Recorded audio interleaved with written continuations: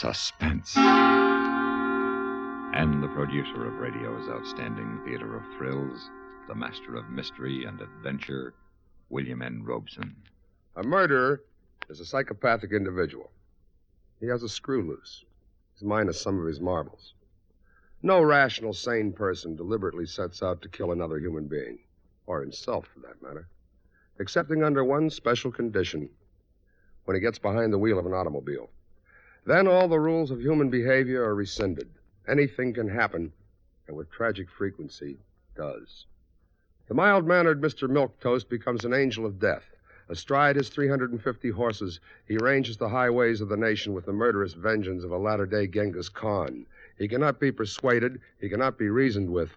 His headlong rush to destruction, his own or anyone else that might be in his path, is only somewhat deterred by the highway patrolmen who daily risk their lives in the ceaseless struggle against murder on wheels.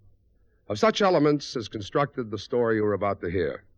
It is a moral tale, but a chilling one. Listen, then, as Everett Sloane stars in Speed Trap, which begins in exactly 1 minute. How can heroism be acknowledged and symbolized?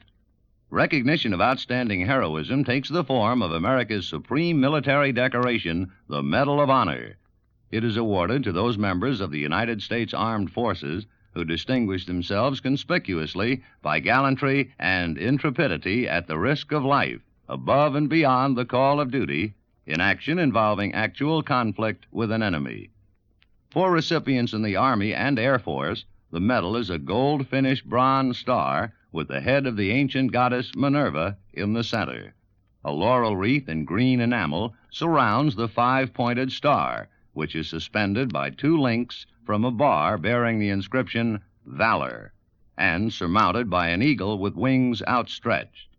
The ribbon pad directly above is light blue, with 13 white stars arranged in the form of a triple chevron.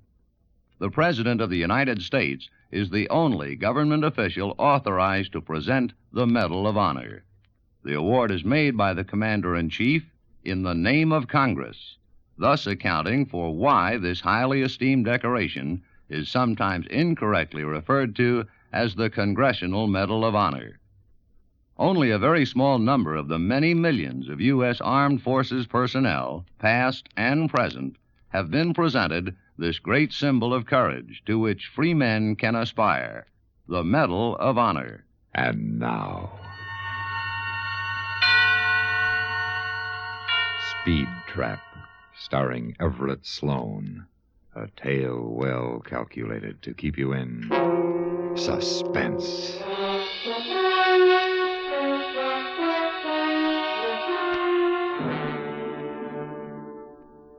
Sometimes it takes you years to get to know a guy. Sometimes on the highway patrol, you learn all about a man in 10 minutes. Like the night Craig Hollister checked me out on my new beat. There's a soft shoulder here, right? I didn't answer him. I was too busy sweating the grade. The wheel was easy in my hands. Too easy, like it always is on a slick highway. My headlights caught the rain and sleet slanting down from the pass. Hollister wiped the mist off the windshield. I thought of loosening my collar, but I didn't want to make a bad impression on him. I knew he was a good patrolman. They'd told me at headquarters. Well, good patrolmen go by the book. I wiped my hands one at a time and changed my grip on the wheel. There's a curve coming up. I don't see why they need us on this road. A driver'd be nuts to go over 30. People speed anywhere. This turn's called the Corkscrew. It's awful slick in the rain. I found 4 kids here in a station wagon after the last storm. What was left of them, anyway. Well, brother, I'll take this one in second. There's another rough curve coming up. We've had 3 fatalities here this winter. I don't know if I'm going to like this, Pete. That isn't bad. Once you get used to the blood. You say you actually catch speeders on this highway? Yeah, that's how I met my wife. She was speeding along here. Oh, that reminds me. Dispatcher, this is 3022. Go ahead, Craig. Say, Joe, will you call Debbie and tell her to pick me up at headquarters? Okay. You'd better get down here before she does. A doll like her isn't safe around me. You old relic, she could break your arm. Joe. Yeah. It's awful slick up here. Tell her to take it easy on the grade, will you? 10-4 and out. Well, this was pretty good. You wanted your wife to meet you. You gave the dispatcher a call on the radio. That was something they hadn't taught me at the police academy. I sure hope she doesn't try to break any records. Not tonight. You say you caught her speeding on this stretch? Yeah. She was roaring down the grade with her car full of summer tourists. All of them tanked to the eyeballs. Including your wife? Well, I thought so. I wrote it up that way. Yeah, then what happened? Now, the judge thought otherwise. Debbie cried, and her father had just given the county a new library, so the judge decided that she'd never had a drink in her life. There wasn't a dry eye in the courthouse. And you married her? The best thing I ever did. I think. You think? Oh, today was our anniversary. I couldn't even spend it with her. She's been up there on the mountain alone all day. That's tough. And this beat's kind of lonely for a woman. Debbie says she doesn't mind, but I think she's bored. Well, here's a good spot. Pull over. Pull over? Yeah, we'll wait here and follow her down. Well, why? Well, sometimes she still drives this grade too fast, all right? With us in back of her, she will take it easy.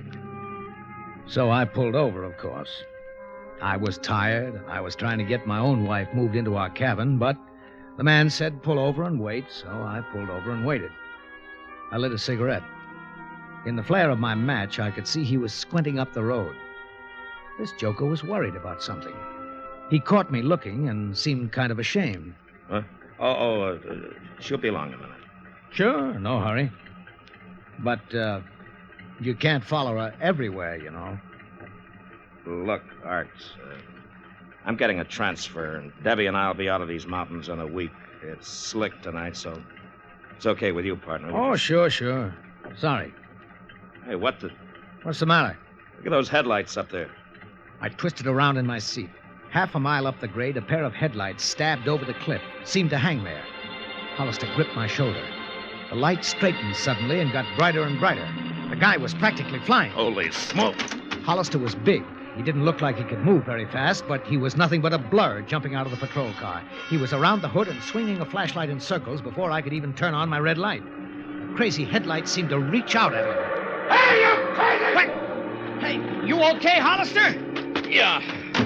Well, let's take him. Holy cow, I thought you'd had it. Close, but no cigar. He must be plastered. Did you get his tag? The lights blinded me. No, I could just see it was a black sports car, that's all. Looked like a Jag. A Jag? Yeah. Aren't you going to call the dispatcher? No. Pappy ought to be parked near a halfway house. A Jag, huh? Hello, 2429. This is 3022. It was a Jag, all right. And I'd caught a flash of the driver. It was a woman driver, young, blonde, with a crazy grin on her face. I felt sick. I'd picked up the pieces after a few wrecks down in the valley. Go ahead, Craig. It's bad enough when it's a man, 2429. but a young girl. 3022. Pappy, we're after a possible 502, 3 miles north of halfway house. He just about ran me down. Now be careful, huh? I'll try to take him. 10-4. Her, not him. Make this curve tight, Art. What'd you say? That driver, it's a woman. A woman? I think so. No. After this curve, you can cut loose for about 800 yards, and then try to get me close enough to spotlight her license. Hang on, partner. Holy smoke! Be careful!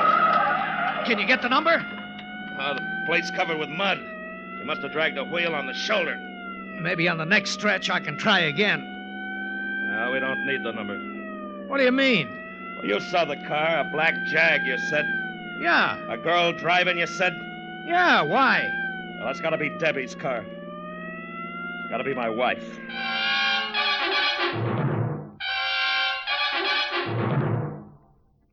In a moment, we continue with the second act of Suspense.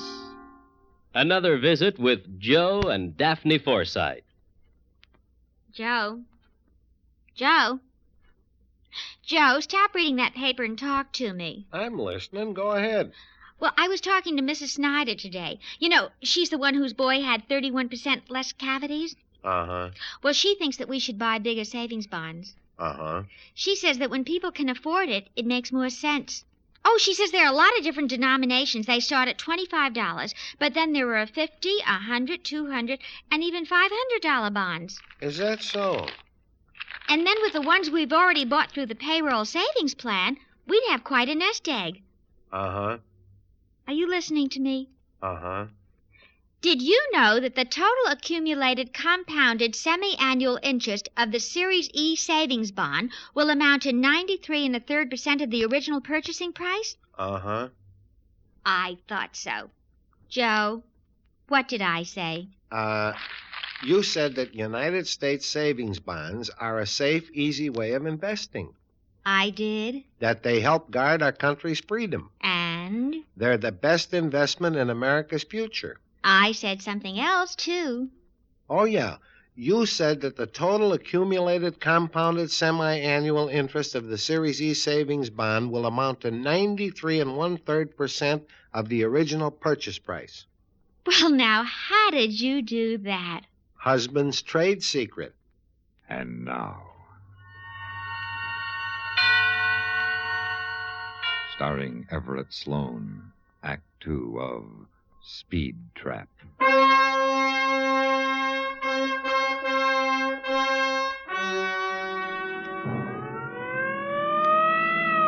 I stared at the guy beside me in the patrol car, then whipped my eyes back to the slick mountain road.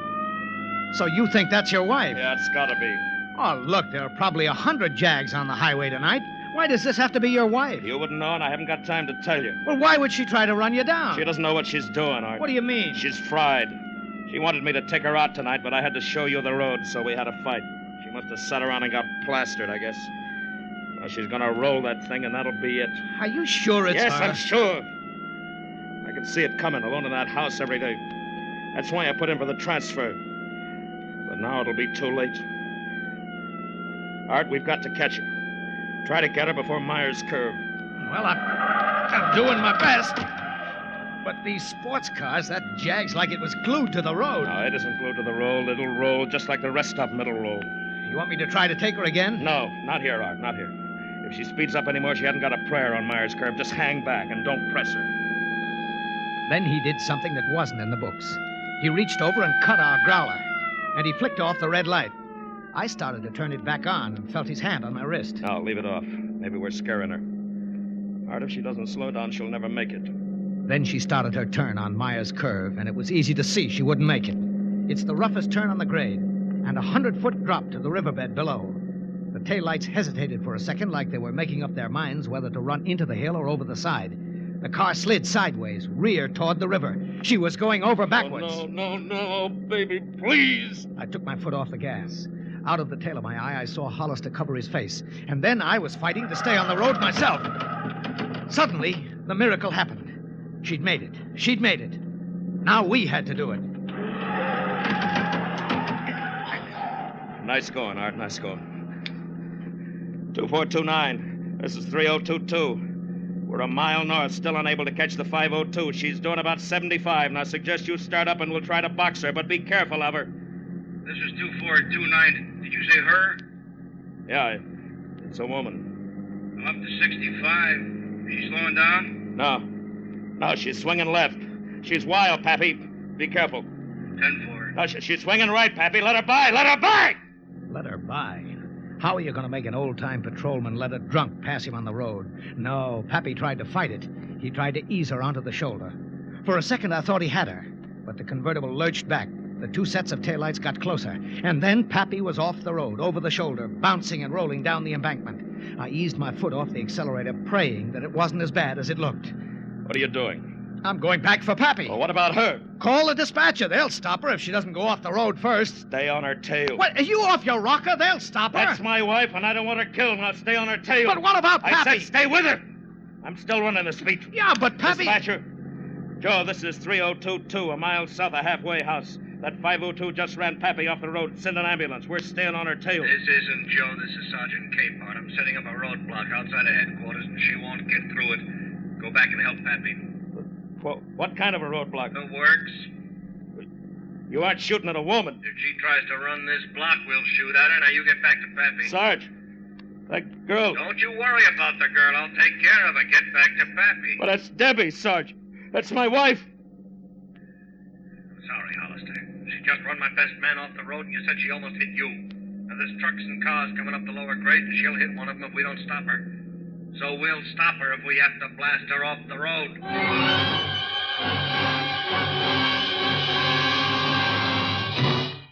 In just a moment, we continue with the third act of Suspense. We have, together, ample capacity and freedom to defend freedom. This is NATO, the North Atlantic Treaty Organization.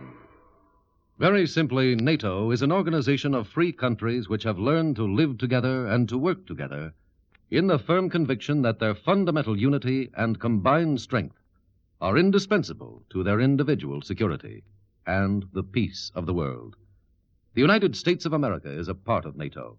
You should be aware of and alert to the objectives and programs of the North Atlantic Treaty Organization. And now, starring Everett Sloane, Act 3 of Speed Trap.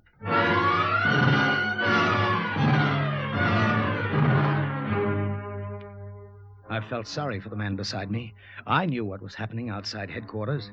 A couple of patrol cars rolling into position, spotlights pointed up the grade, the guys drawing automatic rifles and maybe shotguns, flares set out further up the hill, a reception committee for Craig Hollister's wife. Not what he'd planned when he'd asked her to meet him at headquarters. But there was nothing I could do. I slowed down carefully. Keep going. You heard the sergeant. Pappy might be bleeding to death. He's only a quarter of a mile from halfway house. They can do as much for him as we can. Now, you stay on her tail. Craig, I can't. They'll suspend me. Art! Don't make me pull my gun on you. Now, watch this next curve. But what can we do? We can't stop her. If she tries to run the barricade, they'll blow her apart. If she... Hang on. If she doesn't slow down, she won't even get to the barricade. Turn off your lights. Turn off my lights? That's right. When she doesn't see us, she slows down a little. Well, how am I going to see? Use her lights. Her lights. Fine, great. But what if there was something coming up the grade? I wondered if Hollister had gone nuts. He was peering ahead. He seemed to have got hold of himself. I didn't really think he'd pull a gun on me, but suddenly I knew I'd go along with whatever he was trying to do. I flicked off the lights. It seemed to help. The car ahead lost some of its crazy fear. Now you're gaining. Okay, use this stretch here. Oh, Debbie, baby, watch out, watch out. We're gaining, but if she makes this turn, she's only got a mile to the barricade. Is that a car coming? Oh, it's a truck. Oh, Debbie, please get over, get over. She won't make it. She won't. Watch out. Get your lights on. Okay, Art. Now catch her. Hey, you gonna shoot her yourself? I hope not. I hope not. Look, you have to get closer. I'll never do it from here. Closer, the man said. I was already pushing 80, and the range was still too far unless he was aiming for a lucky hit or an unlucky one. You gotta catch her by that stretch in front of headquarters. Right. If he was going to shoot out a tire, it would have to be there, the only level shoulder on the grade. But that was where the barricade was. Well, we just have to get her this side of it. Hollister rolled down the window, and I felt a spray of rain on my face. And suddenly I saw the barricade spotlights. She's slowing any? Nah, putting on speed. Well, I can't wait any longer. The range was just too great. It had to be her left rear tire. If she went off the other way, she'd be killed. But she was just too far away. Suddenly, not really wanting to, I jammed down the accelerator. The rear end swayed and lurched. My hands were sweaty with fear. Thanks, Art. And that did it. The convertible began to turn, hesitated, and headed for the shoulder. It leaped when it hit the dirt, half-turned. Debbie!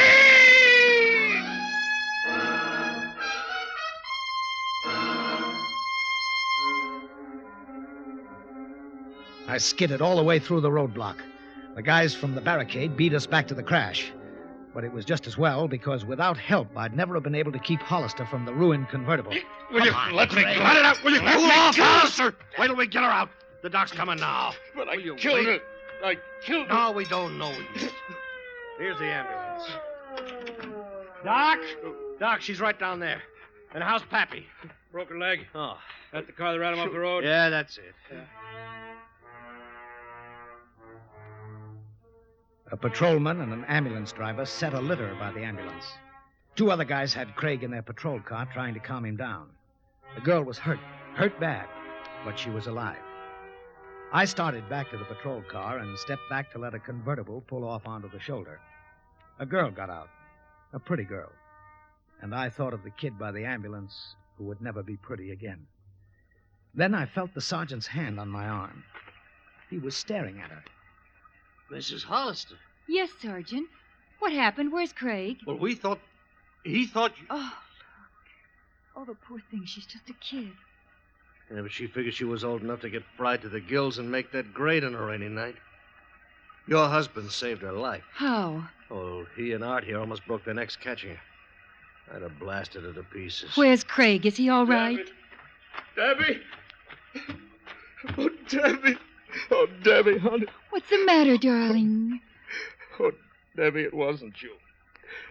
I thought that... skip it, Hollister. No. Oh, no. Debbie, you ought to know. I want you to. Debbie, I thought the girl was you. Me? Why me? Well, it was the same kind of a car and the speed. Oh, I see. And it could have been me, couldn't it? A long time ago, maybe, honey. A long time ago.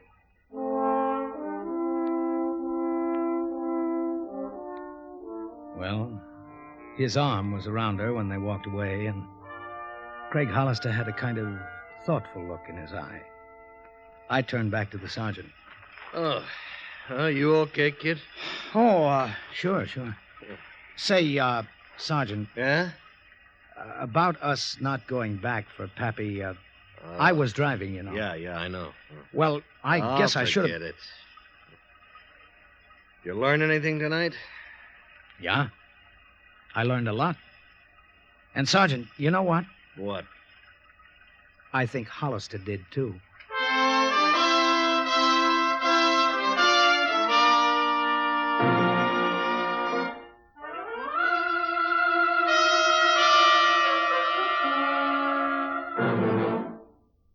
Suspense, in which Everett Sloane starred in William N. Robeson's production of Speed Trap by Hank Searls. Supporting Mr. Sloane in Speed Trap were Ellen Morgan, William Conrad, Jack Crucian, and Lawrence Dobkin. Listen.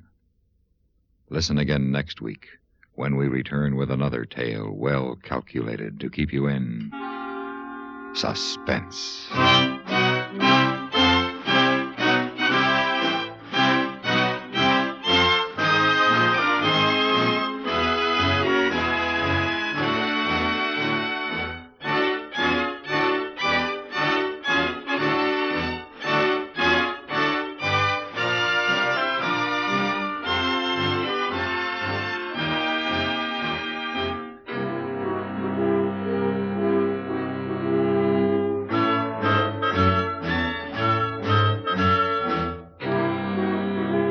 Suspense has been brought to you through the worldwide facilities of the United States Armed Forces Radio and Television Service.